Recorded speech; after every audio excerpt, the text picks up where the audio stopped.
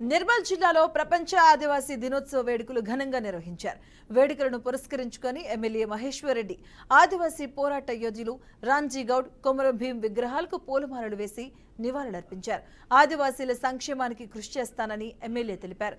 దసరాలోపు నిర్మల్లోని వేయూరుల మర్రి వద్ద ₹1 కోటి నిధులతో స్మారక స్తూపం ఏర్పాటు చేస్తానని వెల్లడించారు.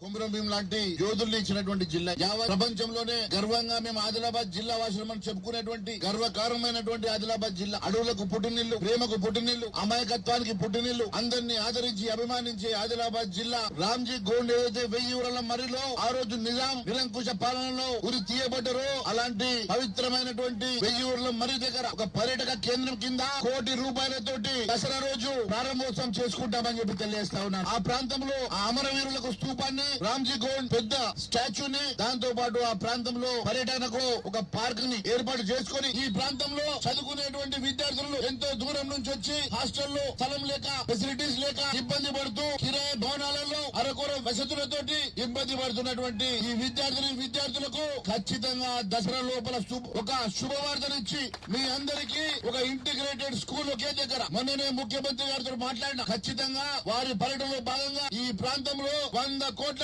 తోటి ఈ ప్రాంతంలో